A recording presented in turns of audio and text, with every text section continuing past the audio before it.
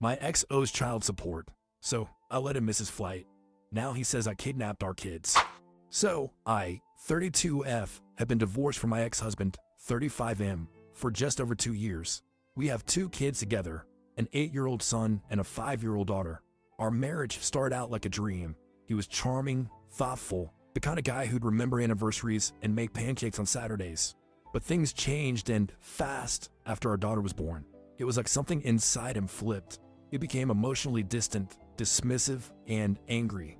I tried to hang in there for the kids, for the idea of a whole family. But it all came crashing down when I found out he was cheating on me. After that, I filed for divorce. It wasn't easy. He fought me on everything: custody, finances, even stupid things like who got the blender. It dragged on for over a year. Eventually, I was granted primary custody of both kids, and he was ordered to pay child support.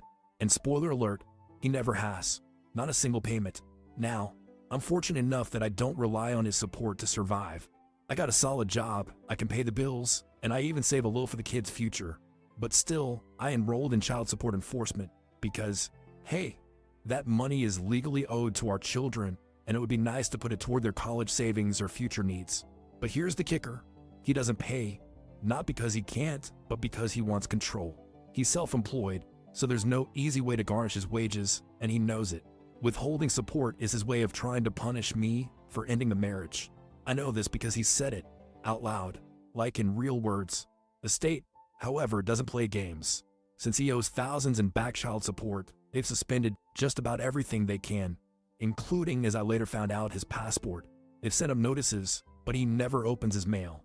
I know this because he's told me proudly that he doesn't have time for that government crap. Now, here's where things start heating up.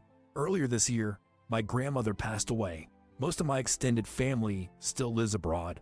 I'm a first-generation American, and I want to take the kids to visit them and see her resting place. Just a meaningful family trip, quiet, healing. But because I share custody, I need his written permission to take the kids out of the country. That's the law where we live. We went back and forth for a bit. He tried to guilt-trip me, saying I was trying to erase his side of the family, or some nonsense like that. But eventually, he agreed to sign, though not without making it weird. He casually mentioned that he'd also be going on vacation. And what a coincidence. He'd be traveling to the same country at the same time. This isn't new. Every time I take the kids on a trip, he either tries to join or show up. It's never planned together. More like him following us around and making scenes. So this time, I had my lawyer draft a notarized document with specific dates, his consent, and a clause that stated he could revoke his permission only up to 72 hours before a flight. After that, he couldn't legally interfere. He signed it. Fast forward to our departure day. I got to the airport with the kids 3 hours early. Everything was going perfectly. We were through security, grabbing breakfast, just enjoying a peaceful moment before the flight. That's when the phone rang. It was my ex. His voice was frantic. He just found out that his passport was revoked due to unpaid child support, and the airline denied him check-in. He was livid. He accused me of knowing this would happen, said I tricked him and ruined his vacation.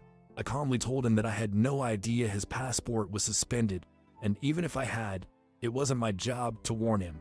Then came the bombshell. He said, well, if I'm not going, then you're not taking the kids either. He claimed he was revoking his consent and was going to report me for kidnapping. I reminded him that the 72-hour revocation period had passed and we were legally good to go. I told him he could do whatever he thought was necessary. Sure enough, about 20 minutes later, 2 officers showed up at our gate. They asked me a few questions. I handed them the notarized travel document, complete with a signature and the clause about the revocation window. The officers nodded, thanked me, and walked away. We boarded the plane. As soon as we were in the air and I had airplane mode on, I finally had a moment to breathe. But he wasn't done. He couldn't get a hold of me. So he called my brother, who, unfortunately, is still friends with him. Apparently, he unloaded everything on my brother, who then decided to call me a few hours later and tell me that I was cruel for not warning my ex about his passport, that I should have said something just to avoid all this drama. I told him flat out, he's not my responsibility. I'm not his secretary, and I'm not his mother. My mom agrees. She actually told my brother to butt out, that my ex is a grown man, and if he's going to ignore legal notices and dodge child support, that's on him.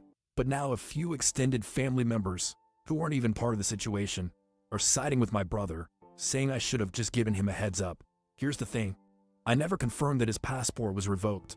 I only suspected it might be, based on how far behind he was on support, but I didn't know for sure. And again, even if I had, I'm not responsible for managing the consequences of his decisions. We weren't going on this trip together. This wasn't a family vacation. This was my trip with my kids. He was tagging along for who knows what reason. His inability to travel had no effect on my plans, legally or logistically. At the end of the day, I think he's just embarrassed, not only because he got denied at the airport, but because he realized his control tactics don't work anymore. He can't hold child support over me, and he can't make me beg.